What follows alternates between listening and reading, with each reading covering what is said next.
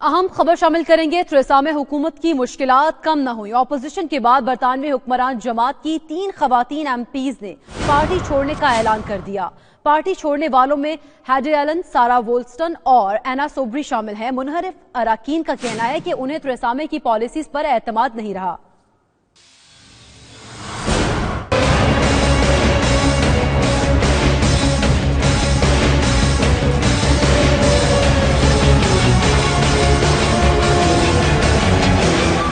سینتیس روز بعد بریگزٹ ہوگا یا نہیں؟ برطانوی سیاست میں ہر گزرتا روز نیا موڑ لے کر آنے لگا۔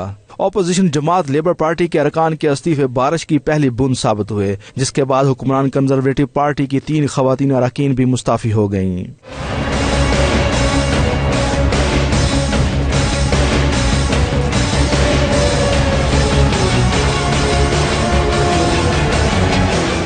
پارٹی چھوڑنے والوں میں جنوبی کیمبرے سے منتخب ہونے والی ہیڈی ایلن، ڈیون سے سارا وولسٹن اور نوٹنگم سے اینا سوبری شامل ہیں، جنہوں نے وزیر اعظم ٹریزا مے کی پالیسیوں پر عدم اعتماد کا اظہار کیا ہے۔ He agree with me that he will remember, for example, being told at that very dispatch box by a government minister, the then Secretary of State for leaving and exiting the European Union, that we would have a deal before we left that would convey the exact same benefits of our current membership of the single market and the customs union.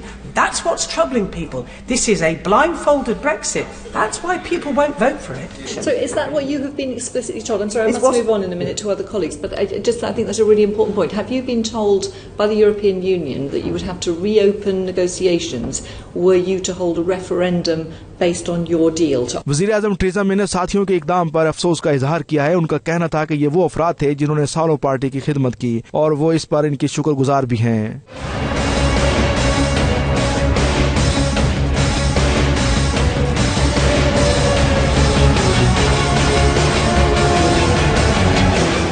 مستعفی ہونے والے تمام اراکین labour party کے باغی group میں شامل ہو گئے ہیں، جس کے بعد انڈیپینڈنٹ گروپ کے ارکان کی تعداد 11 ہو گئی ہے۔